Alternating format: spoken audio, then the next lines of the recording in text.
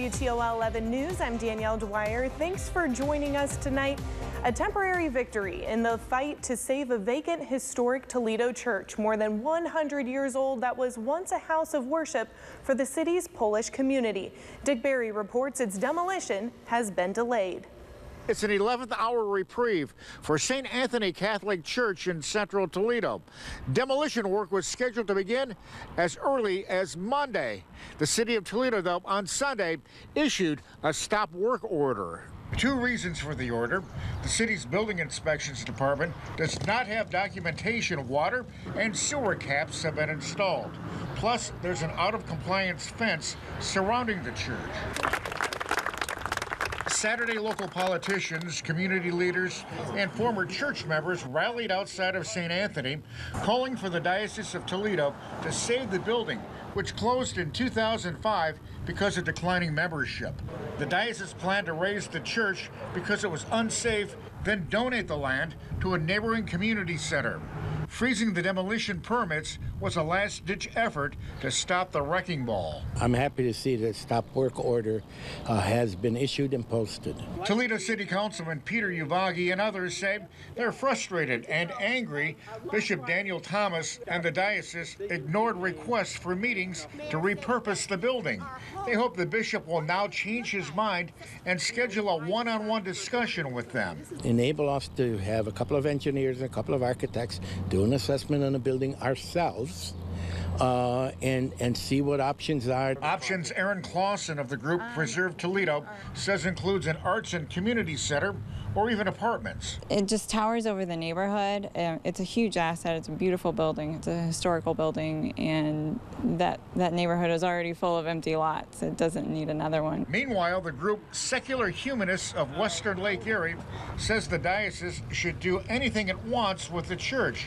Toledo should butt out. Because we believe in separation of church and state, and we don't believe that the city officials should force the diocese to keep a building that it doesn't want. And the diocese issued a statement about the stop work order, saying it plans to comply with any legal requirements. I'm Barry, WTOL 11.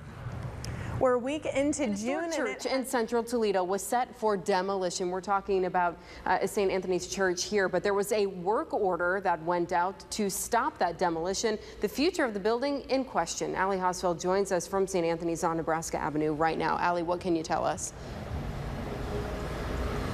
Well, Amanda, the crane is still here, set and ready to go, and there's actually a crew right now inside the fence, but they're just sitting in their truck. The demolition was set to begin as early as this morning, but it is this work order on the fence that was issued by the city of Toledo yesterday that is buying the church more time.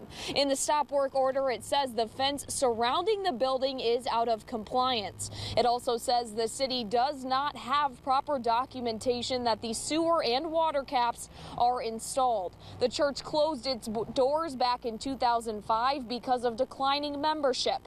Just Saturday, city leaders gathered, including Toledo Mayor Wade Kapsakavich, pleading to save the church. One non-religious group, the Secular Humanists of Western Lake Erie, say, though, that they're not happy. They say city leaders should not be getting involved in this matter. It tells people that maybe they favor that particular religion over all the others, because there's a lot of old churches in the city, and I think it sets a bad precedent to take on this one and not the others. The diocese issued a response to the stop work order, saying it is our understanding that all required permits and permissions for the proposed demolition were duty of and granted by the city of Toledo. Now, diocese leaders say that they have not gotten this stop work order from the city of Toledo just yet. Now, coming up tonight at 5 and 6, I'm finding out more on what the diocese plans to do with this stop work order and how city leaders plan to continue their plan moving forward. Reporting live from Central Toledo, Allie Hosfeld, WTOL 11.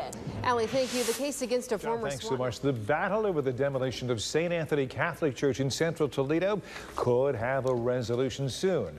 Diocesan leaders told Toledo Mayor Wade Kapsicavage and Congresswoman Marcy Kaptur they have 48 hours to respond to their proposal, one that involves putting their money where their mouth is on breaking the demolition contract.